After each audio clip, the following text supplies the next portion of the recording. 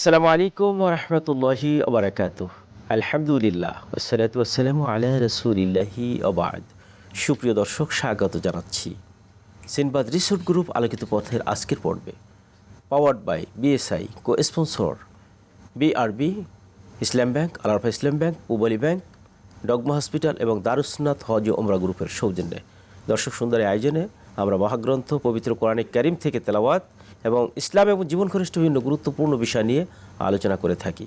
আমাদের আজকের আলোচ্য বিষয় এই রমাদানে যে দ্রব্যমূল্যের ঊর্ধ্বগতি আর এই গুরুত্বপূর্ণ বিষয় আলোচনার জন্য আমাদের মাঝে আমন্ত্রিত হয়েছেন দুইজন বরেণ্য ইসলামিক স্কলার এবং কোরআনে কারিম তেলাওয়াত করার জন্য রয়েছেন একজন প্রখ্যাত কারি।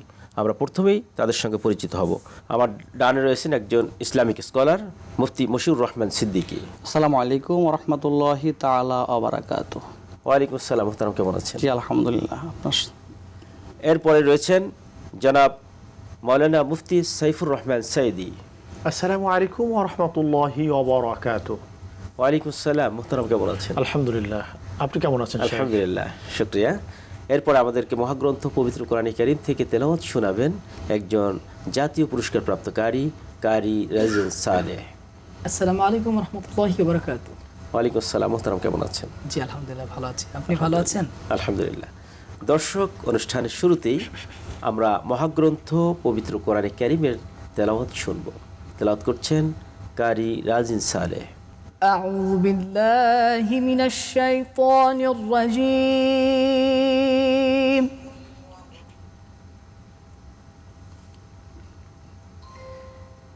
বিসমিল্লাহির রাহমানির রাহিম।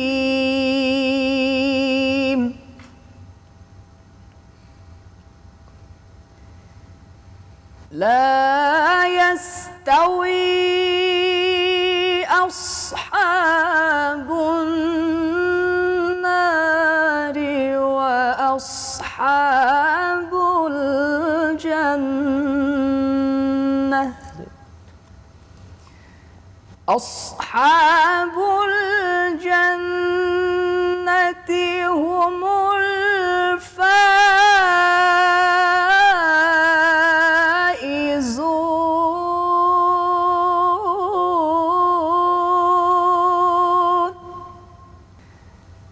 لو أنزلنا هذا القرآن على جبل لرأيته خاشعا على جبل لرأيته خاشعا متصدعا من خشية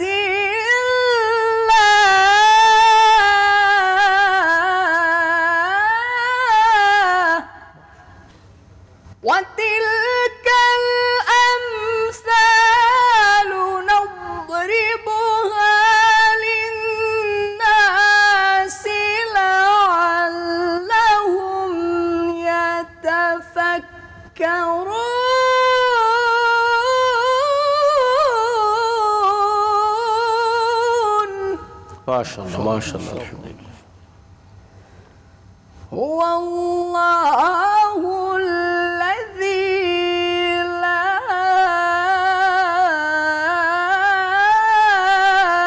إله إلا هو.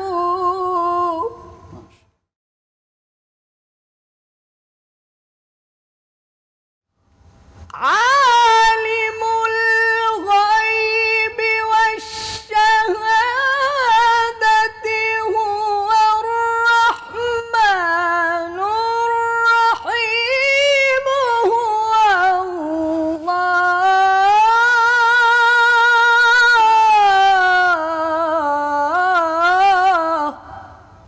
هو الله الذي لا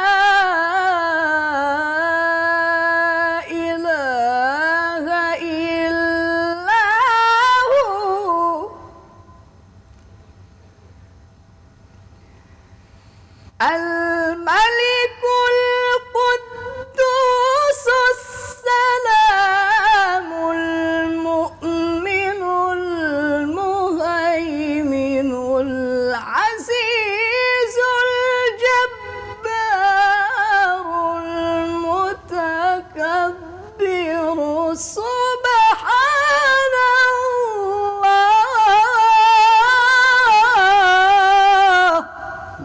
মাশাআল্লাহ মাশাআল্লাহ মারহাবা। سبحان الله عما يشركون صدق الله العظيم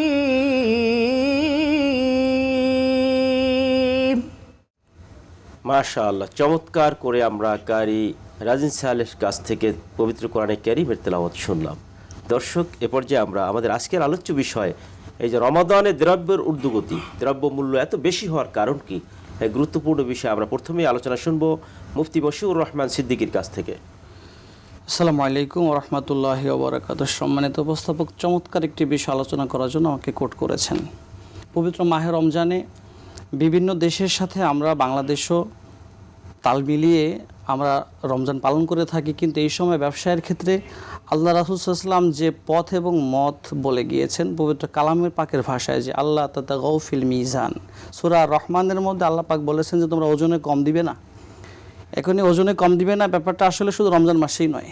আর ওজনে কম দিবে না বলতে যে শুধু 1 কেজি 5 কেজি 3 কেজি 2 কেজি এইভাবে না, দামের সামঞ্জস্যকে বজায় রাখার কথা বলা হয়েছে। যে তুমি রমজান এবং রমজানের বাইরে যখনই ব্যবসা করো না কেন সেটা মানুষের মাঝে যেন সুলভ মূল্যে পাওয়া যায়, কিন্তু জুলুম না হয়। কিন্তু দেখা যায় যে মোহতারাম, আপনি বিভিন্ন কান্ট্রিতে দেখে থাকবেন, ইসলামিক কান্ট্রিগুলোতে যে রমজান মাসে কিন্তু দ্রব্যমূল্যের দাম কমিয়ে দেওয়া হয়।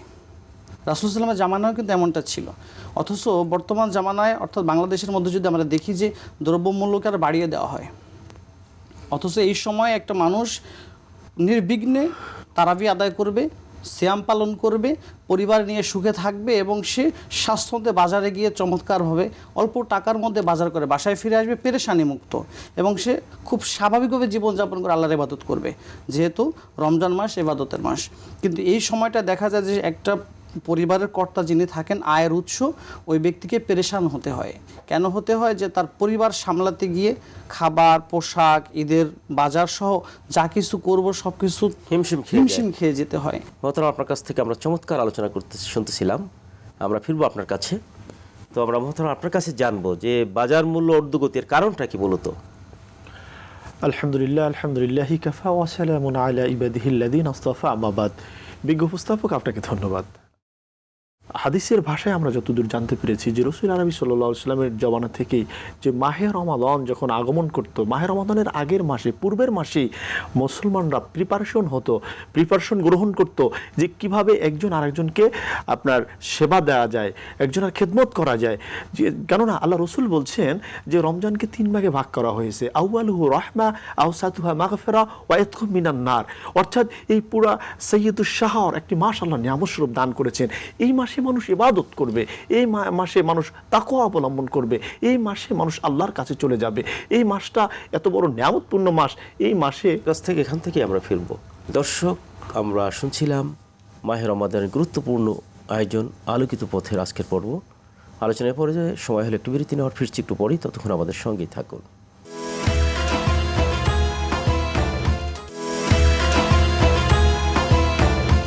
দর্শক, বিরতির পর আবারও স্বাগত জানাচ্ছি। আর আপনারা দেখছেন সিনবাদ রিসোর্ট গ্রুপ আলোকিত পথের আজকের পর্ব, powered by BSI, cosponsor BRB, Islam bank, Al Arafa Islam bank, Pubali bank এবং ডগমা হসপিটাল এবং দারুস সুন্নাত হজ গ্রুপের সৌজন্যে। মোহতারাম, আপনি চমৎকার করে বলছিলেন যে বিষয়টি আমরা শুনতে পাচ্ছিলাম। যে মূল বিষয়টা হলো যে বহির্বিশ্বে আপনার রমাদান আসলে মানুষ টার্গেট করে যেই দামে মাল ক্রয় করে ওই দামে ছেড়ে দেয় বা সামান্য কিছু মুনাফা লাভ করে। আর বাংলাদেশে আমরা চিত্রটা দেখতে পাচ্ছি সম্পূর্ণ ভিন্ন, যে মাহে রমাদানের আগেই ব্যবসায়ীরা মজুদ করে, মানে প্রিপারেশন গ্রহণ করে, রমজানকে টাইম হিসেবে গ্রহণ করে।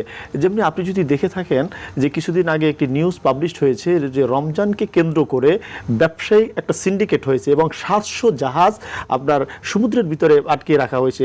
মূল উদ্দেশ্য হলো রমজান মাসে দাম বাড়াবে। আসলে এটি ইসলাম গ্রহণ করে না। আল্লাহ রসুল বলছেন যে দাম বাড়ানোর কারণ কি, মূলত তাদের মাইন্ডের কি প্রবলেম বলেন তো? আসলে মূল কারণ হচ্ছে যে ইসলাম থেকে তারা দূরে সরে গিয়েছে, তারা আল্লাহ রসুলকে চিনতে পারেনি, আল্লাহ রসুলের সাথে পরিচয় হতে পারেনি, এই জন্যই এই কাজগুলো তারা করছে। আল্লাহ রাব্বুল আলামিন রমাদান যে জন্য নাজিল করেছেন লাআল্লাকুম তাত্তাকুন, তা মূলত আল্লাহর ভয়তেই, আল্লাহ পাকের এই যে অনুকম্পা, আল্লাহ পাকের ভয়, এটা তার মধ্যে প্রবেশ করেনি। অথচ দেখেন আল্লাহ বলছেন কি, ওয়ালা তামুতুন্না ইল্লা ওয়া আনতুম মুসলিমুন। আল্লাহু আকবার। আল্লাহ রসুল বলছেন কি, যে যেই ব্যক্তি মজুদদারি করলো সে আমার উম্মতের অন্তর্ভুক্ত নয়। আর আল্লাহ বলছেন যে তুমি মুসলমান না হয়ে মৃত্যুবরণ করো না। আল্লাহ এই জন্য স্পষ্ট করে দিয়েছেন যে রমজান মাস যখন চলে আসবে, এই মাসটা তোমাদেরকে আমি আমার নবী মুহাম্মদ রাসূলুল্লাহ সাল্লাল্লাহু আলাইহি ওয়াসাল্লামকে নিয়ামত স্বরূপ দান করেছি। এই মাস হলো তোমাদের জন্য ইবাদতের মাস, ইবাদতের মৌসুম। তোমরা এই মাসে ইবাদত করবে। এই মাসে তুমি যদি 1 টাকা দান করো, 70 টাকা, 70 থেকে 700, 700 থেকে বিগয়ের হিসাব, তুমি এই সবে সওয়ান হয়ে যাওয়া এই মাসে। তো এই মাসে আমরা যেটা লক্ষ্য করছি যে আপনার বিশেষ করে ছোলা, মুড়ি বা আপনার চাল, ডাল, গরুর গোশ, দ্রব্যমূল্যর এত পরিমাণ ঊর্ধ্বগতি থাকে, আমার পার্শ্ববর্তী যে ভাইরা আছে গরিব মানুষ বা তাদেরকে এগুলো ক্রয় করা তো দূরের কথা, তারা মানুষের দ্বারে দ্বারে ঘুরতে হয়। এটা আসলে একটা উপার্জন, এটা মানুষের সাথে একটা প্রতারণা। এইটা থেকে আমাদেরকে বেরিয়ে আসতে হবে। আমি যদি আপনাকে ছোট্ট করে একটু উদাহরণ দেই আমার নিজেকে দিয়ে, আমি আমার দেশের বাড়িতে যাচ্ছিলাম, তো আমরা এখান থেকে আপনার কাছে পরবর্তীতে ফিরছি। মোতারাম আমরা জানবো, আপনি কোটেশন করে বলবেন যে রমাদানে যে ঊর্ধ্বগতি হচ্ছে দামের, এটা কি কারণে, আমাদের কি কি সমস্যা আমাদের মধ্যে রয়েছে, আপনি কোড বাই কোড যদি আপনার চমৎকার করে বলছেন। এখানে প্রথমে বলতে হয় যে ইসলাম, রমাদান, আল্লাহ এবং রাসূল প্রত্যেকটা বিষয় আমাদের কাছে ভাগ করে ফেলা হয়েছে। এই রমাদানকে নিয়ে গেছে একটা উৎসবের ভিতরে, যে একটা মাস মুসলমানরা এভাবে না খেয়ে থাকবে দিনের বেলায়, রাত্রেবেলা তারা খাবার খাবে এবং রাত্রেবেলা তাদের পানাহারের জন্য যা কিছু প্রয়োজন এটা ঊর্ধ্বগতি যদি করে দিতে পারে তাহলে ইসলামকে বিনষ্ট করা যায়। আরেকটা হচ্ছে যে ইসলাম থেকে দূরে সরে ফেলা। বর্তমানে বাংলাদেশের প্রেক্ষাপট সব বিশ্ব ব্রহ্মাণ্ডে যা কিছু হচ্ছে যে অনইসলামিক কালচারের কারণে মানুষ রমাদান থেকে দূরে সরে গিয়েছে, যে জন্য রমাদানের যে আসল তাকওয়ার মাস এটা মানুষ বুঝতে পারতেছে না। আরেকটা হচ্ছে যে শাসন ব্যবস্থায় যদি ইসলামকে সর্বাধিক প্রাধান্য দেওয়া যেত এবং রমাদানের গুরুত্ব সম্পর্কে যদি আমাদের বাংলাদেশের মুসলমানদের প্রেক্ষাপটে মসজিদ বলেন, ওয়াজের মাহফিল বলেন, আর যে কোনো ময়দানে যদি বলেন যে রমজান সম্পর্কে যদি আমরা কোট করে মানুষকে বোঝাতে পারতাম যে এই মাসটা একটা পবিত্র মাস, এই মাসে আমাদেরকে ইবাদতের পাশাপাশি দ্রব্যমূল্যকে ছাড় দিতে হবে, তাহলে কিন্তু আমার দেশটা খুব ভালো চলতো। তাকওয়া ভীরু হইতো মানুষ, চুরি গুন্ডামি সহ যা কিছু আছে ছিনতাই কোনো কিছুই হতো না। দেখবেন অন্য অন্য মাসের তুলনায় রমজান মাসে বেশি চুরি হয়, ডাকাতি হচ্ছে, ছিনতাই হচ্ছে, এগুলো রোধ পেত। কিন্তু বাংলাদেশের সাথে, ইসলামের সাথে, রাসূলের সাথে, কোরআনের সাথে অনেক ডিফারেন্ট হয়ে গেছে। যদিও আল্লাহ রাসূল ইসলাম উনি আজ থেকে 1400 থেকে 15 বছর আগে দুনিয়া জমিন থেকে চলে গিয়েছেন, কিন্তু সেই শাসন ব্যবস্থা কিন্তু এখন আর নেই। মানুষ ভুলতে বসেছে, যে কারণে মানুষ আল্লাহ ভোলা হয়ে গেছে, কোরআন থেকে বিমুখ হয়ে গেছে, রাসূল থেকে সরে গিয়েছেন, আদর্শ থেকে, যে কারণেই কিন্তু আজকে দ্রব্যমূল্য ঊর্ধ্বগতি করতে মুসলমানরা ঊর্ধ্বগতি করছে। বাংলাদেশের ব্যবসায়ীদের মধ্যে তো আপনি দেখবেন যে 75% মুসলিম, দেখবেন যে এরাই দ্রব্যমূল্যকে ঊর্ধ্বগতি করে ফেলছে। আমাদের মধ্যে দাড়িওয়ালা, টুপিওয়ালা এরাই দেখা যাচ্ছে ভেজাল দিচ্ছে, এরাই দেখছে মজুদদারি করছে, এরাই প্রতারণা করছে, এরাই অ্যাভেলেবেল করছে। এই জন্য আমাদেরকে সতর্ক থাকা দরকার এবং আমাদের সন্তানাদের সবাইকে রমজানের ভিতরে কোরআন শিক্ষা দেওয়া, পরিবারের ভিতরে আমাদেরকে কোরআনের প্রচার প্রসার ঘটানো, আল্লাহ রাসূলের সুন্নাহ মতো জীবনযাপন করা যদি হয়, তাহলে আমাদের দ্রব্যমূল্য ঊর্ধ্বগতি থেকে এবং মসজিদের ইমাম খতিবগণ ওনারা যদি জুমার বয়ানে, যে কোনো বয়ানের মধ্যে যদি ওনারা এই বিষয়টা ফুটিয়ে তুলতে পারেন, রমজানের গুরুত্ব সম্পর্কে সম্পর্কে বলতে পারেন, রমজানের তাৎপর্য সম্পর্কে বলতে পারেন, এবং এই মাসে যদি আমি একটা মুসলমানের কষ্টকে লাঘব করে দেই, সেটার জন্য আমি কতটা সওয়াব পাবো সেটা যদি আমি তাদেরকে বোঝাতে পারি, তাহলে কিন্তু আমরা সার্থক। তা না হলে আমাদের দেশ থেকেও এই ঊর্ধ্বগতি বাড়তে বাড়তে আমাদের দেশটা একসময় রমজান মানুষ ভুলে যাবে, রমজানের বরকত থেকে মানুষ সরে যাবে। চমৎকার বলছেন। আমরা সর্বশেষ আপনার কাছে আসবো, এই যে যারা বাজার পরিচালনা করছে বা যে যে অবস্থায় রয়েছে সকলেই দুর্নীতি করছে এবং নিজেদের মধ্যে যে নৈতিকতার মান কোনো কিছুই নাই, তো আমরা কিভাবে নিজেদেরকে ডেভেলপ করতে পারি, রমাদানের যে মূল উদ্দেশ্য তাকওয়া অর্জন করা, কিভাবে আমরা তাকওয়া অর্জন করে আল্লাহ ভীতি অর্জন করে আমরা নিজেদেরকে পরিশুদ্ধ করতে পারি। আপনি যে কথা বলছিলেন, লা তামুতুন্না ওয়া আনতুম মুসলিমুন, মুসলমান না হয়ে কবরে এসো না, মৃত্যুবরণ করো না। আসলে আমরা কিভাবে মুসলমান হতে পারি? আসলে দেখেন বিজ্ঞ উপস্থাপক, এখানে আমি সর্বপ্রথম আমাকে বলবো যে আমাকে নিজেকে সংশোধন হতে হবে, যে আমি রমজান মাস এসেছে, আমি একজনকে কষ্ট দিব না, একজনকে আমি সহযোগিতা করব। আমি এরপরেই চলে যাব রাষ্ট্রীয় শাসন ব্যবস্থায়। রাষ্ট্র যদি সঠিক হয়ে যায়, রাষ্ট্রের কাছে পারমিশন নিয়ে কিন্তু ব্যবসা করতে হয়, এবং রাষ্ট্র যদি চিন্তা করে যে এই বছর রমজান মাসে আমি রাষ্ট্রের দায়িত্বে রাষ্ট্র তো আছি, বারবার ট্রাই করেছে, গরুর গোশের দাম 600 টাকা কেজি রাখার চেষ্টা করেছে, কিন্তু কিছুদিন করার পরে আবার দেখা যায় 800 টাকাই হচ্ছে। না, তাহলে রাষ্ট্রের এখন দায়িত্ব সকলের তো আছে। আমি তো সেটা আগেই বলে নিলাম যে আমাকে প্রথম সঠিক হতে হবে, এরপরে রাষ্ট্রের দায়িত্ব, এবং রাষ্ট্রীয়ভাবে যদি দ্রব্যমূল্যর ঊর্ধ্বগতি কেন হচ্ছে এই ব্যাপারে যদি একটি কমিটি গঠন করা হয়, একটি টিম, এবং সেখানে শরিয়া এক্সপার্ট নিয়োগ করা হয়, ইউনিভার্সিটির যে প্রফেসররা রয়েছে, বা বাইতুল মোকাররমের অনারেবল খতিব মহোদয় রয়েছেন, বা সিরসিনা দারুসুন্নাত জামিয়া ইসলামিয়ার হেড মুহাদ্দিস বা মুফতি রয়েছেন, অর্থাৎ বাংলাদেশের যে বা ইসলামিক ফাউন্ডেশনের মুফতি রয়েছেন, এদেরকে যদি নিয়োগ করা যায় এবং এরা যেভাবে ইসলামিক যে দিক নির্দেশনা আছে এই দিক নির্দেশনা পরিবেশন করবে, যে আসলে দ্রব্যমূল্যের ঊর্ধ্বগতি করলে তাকে জাহান্নামে যেতে হবে এবং তিনি রাসূল পাক সাল্লাল্লাহু আলাইহি সাল্লামের উম্মতের অন্তর্ভুক্তির মধ্যে পড়বেন না, এই বিষয়টি অবশ্যই খেয়াল রাখতে হবে। আপনি চমৎকার করে বলছিলেন। আমরা যে বিষয়ে শুনতেছিলাম আসলেই অত্যন্ত গুরুত্বপূর্ণ এবং জটিল একটি বিষয়। তো আপনাদের উভয়কে আজকে গুরুত্বপূর্ণ বিষয় আলোচনা উপহার দেওয়ার জন্য এবং কারি সাহেব আমাদেরকে কোরআন কারীম তেলাওয়াত শোনার জন্য আপনাদের সকলকে মোবারকবাদ জানাচ্ছি। দর্শক, রমাদানকে কাজে লাগিয়ে যদি আমরা আমাদের নৈতিকতার মান, আমাদের হিউম্যান কালচার, আমাদের মনুষ্যত্বকে যদি আমরা বিকশিত করতে না পারি, আমাদের মনুষ্যত্বকে যদি আমরা প্রভাবিত না করতে পারি, প্রকাশিত না করতে পারি, পরিচ্ছন্ন করতে না পারি, তাহলে রমাদান আমাদের জন্য কোনো কাজে আসবে না। আল্লাহ রাব্বুল আলামিন রমাদানের প্রকৃত অর্থ বুঝে আমল করে আমাদের জীবনকে পরিপূর্ণ আল্লাহমুখী করার মতো তৌফিক দান করুন। আগামী পর্ব দেখার আমন্ত্রণ জানিয়ে আজকের মতো এখানেই বিদায় নিচ্ছি। ভালো থাকুন, সুস্থ থাকুন, সেই কামনায়। হাদা মা ইনদি ওয়া লা ইলমা ইনদাল্লাহ আলাইহি তাওয়াক্কালতু ওয়া ইলাইহি উনীব। আসসালামু আলাইকুম ওয়া রাহমাতুল্লাহি ওয়া বারাকাতুহু।